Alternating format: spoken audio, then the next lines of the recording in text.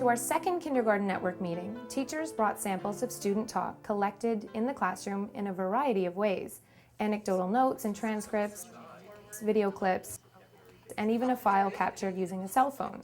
Yeah, just everyone interrupting and cutting each other constantly.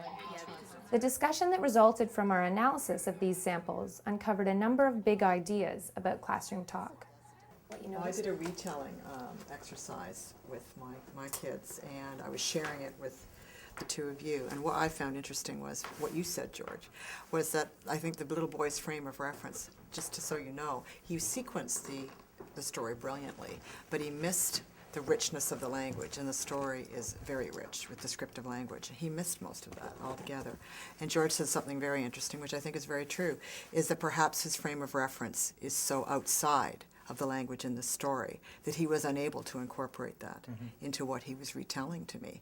Well, basically what I had said in a nutshell was, the child can't use what they don't own yet. Exactly. So not being exposed to some of the lovely rich language, he's only focusing on the skill that clearly he's become very good at now, and we're Yes. celebrating the successes, Exactly. and we'll work on the other things that we notice along the way. So, How can I see what maybe their show and tell oral language sample looks like versus in a group of kids where it's smaller, it's safer, they're more comfortable maybe than they are sitting up in front, And then the retell. and then all yes, together, more structured Yes, talk and versus exactly. and There are seeing different that kinds of talk, as you're saying. yeah. There was a direct correlation between those direct experiences and enriching conversations and providing a common language and common ground.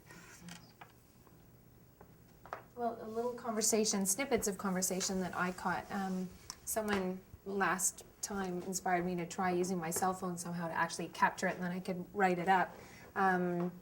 It was just a little activity with some stacking discs that students were working with, and they could match it with numbers. But without going into detail of what they actually said, one of the first things we noticed when we shared it was just that it was everyone trying to get a word in, and that we really were looking at very brief, almost phrases, that no one person ever got a chance. I think there were only 3 kids in the mix, but no one person ever got a chance to finish their sentence because it's sort of all competing voices and everyone wants their turn. And you were just saying too, it goes back to that whole egocentric piece, that they're just so not into taking turns without teacher direction. This was just sort of me being fly on the wall. It's all about me. Yeah, and I just worry that it turns into survival of the fittest. So whoever is the loudest and the pushiest and the most, who interrupts the most is the child that gets the most oral language opportunity. Yeah. And that's the clip that we had been looking at was a little girl who had initially been the main builder of a structure, and then there were 3 of them explaining it, and the girl who kind of was the leader of the building group didn't get to say anything, and she's almost like being physically blocked out by the other kids and the loudness of her speech. So she only says like 2 lines, and she's trying to be part of it, but it's you can really see it on that. So it's just like that. We then investigated the links between what we were hearing from our students and the developmental markers described in the kindergarten program document and the oral language continuum from the Guide to Effective Instruction in Reading K-3. One other source of professional reading for us was the Supporting English Language Learners in Kindergarten, a practical guide for Ontario educators. This is where this next piece comes from, Supporting English Language Learners in Kindergarten. And what piece we're going to read together and use the Say Something strategy, and I'll just be more explicit about that in a minute. It talks about the strategies that children will be demonstrating in different ways in different contexts as they acquire English.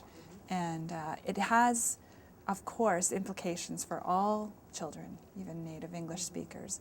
It was interesting just sort of listening in on our little group and also what was going on in the other side, and not just for this particular task, but we keep coming back to the purposeful and the planned. And one of the things that I just shared at the very end of the ELL document was just going back to the music and how we all know that music is so important. But I highlighted where she said, so the teacher planned music every single day. And maybe we do that, maybe we don't, but that planning piece was so important to me. The second kindergarten network session ended with a plan to continue investigating classroom routines and structures that could support enhanced oral language development. But perhaps we always come from the point of view of behavior or classroom management perspective when we're thinking about those routines.